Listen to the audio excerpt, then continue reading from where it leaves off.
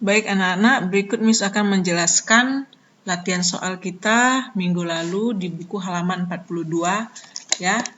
Ini adalah Salon Abdi ya. Yang pertama kalian harus buat judulnya dulu, kepala dulu ya. Nah, soal yang tanggal 1 itu Tuan Abdi menyetorkan uangnya sebesar 100 juta. Maka kasnya bertambah ya, kemudian modalnya juga bertambah 100 juta. Kemudian tanggal 2 membeli peralatan salon 30 juta tapi dibeli secara kredit ya. Maka peralatannya bertambah 30 juta, utangnya bertambah 30 juta karena belinya secara kredit ya. Kemudian dihitung saldonya tanggal 2 itu kas 100 juta, peralatan 30, utang 30, 100 juta modal ya. Sampai di tanggal 2 ini kita masih melihat sisi harta dan utang modal masih sama-sama 130 juta ya. Tanggal 4 dibayar sewa bangunan untuk 1 tahun, maka tunai dibayar 33 juta berkurang secara kredit, kemudian modal juga berkurang dengan keterangan beban sewa.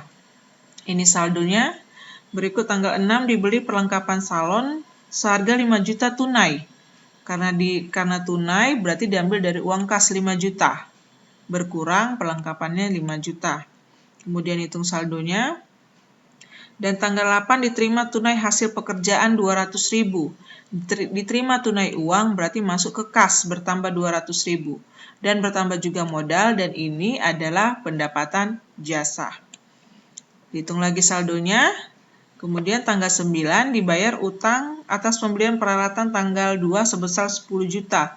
Jadi waktu tanggal 2 ini kita ada utang 10 juta ya, karena belinya secara kredit. Maka tanggal 9 uang kita berkurang 10 juta, utang kita juga berkurang 10 juta karena sudah kita bayar. Hitung lagi saldonya ya. Kemudian tanggal 11 kita menyelesaikan pekerjaan senilai 500.000 tapi belum dibayar. Berarti kita belum terima uang tanggal 11, tapi sudah kita kerjakan. Maka piutang kita bertambah 500.000, belum dibayar, dan modal juga bertambah 500.000 dengan keterangan pendapatan jasa. Hitung lagi saldonya, dan yang terakhir tanggal 15 membayar listrik air 200.000. Diambil dari kas berkurang 200.000, modal juga berkurang 200.000 dengan keterangan beban listrik dan air. Nah, kemudian saldo yang terakhir ini sisi harta dijumlahkan 117.500.000. Harus sama dengan utang dan modal dijumlahkan 117.500.000. Kalau ini sama jumlahnya berarti pencatatan kita sudah balance ya, sudah seimbang. Dan perhatikan anak-anak bahwa setiap tanggal itu kita harus hitung saldonya. Nah, ini setelah tanggal 1-2 hitung saldonya. Kemudian masuk lagi tanggal per transaksi itu hitung saldonya. Ya, jadi kita harus hitung saldo setiap tanggal untuk apa? Untuk mengetahui apakah posisi keuangan kita pada tanggal tersebut itu sudah seimbang. Ya, aktifanya, harta dengan pasifanya, utang dan modal.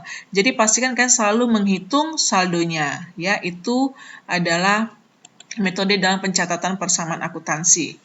Nah, ada juga metode versi yang kedua, khusus untuk tanggal 4 ya nak, membayar beban sewa ini. Membayar beban sewa ini, kita menggunakan metode beban. Ini, yang soal di sini. Nah, yang kedua ada yang menggunakan metode harta.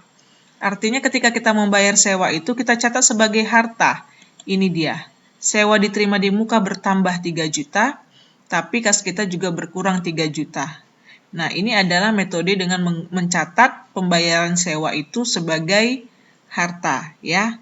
Nah, tapi kalau di soal tidak dikasih tahu bahwa sewa itu untuk diterima di muka, maka kita tidak usah pakai metode ini, pakai metode yang beban saja. Ya, makanya kalau yang buat seperti ini juga, itu Miss benarkan, hanya saja ada beberapa yang salah menjumlahkan.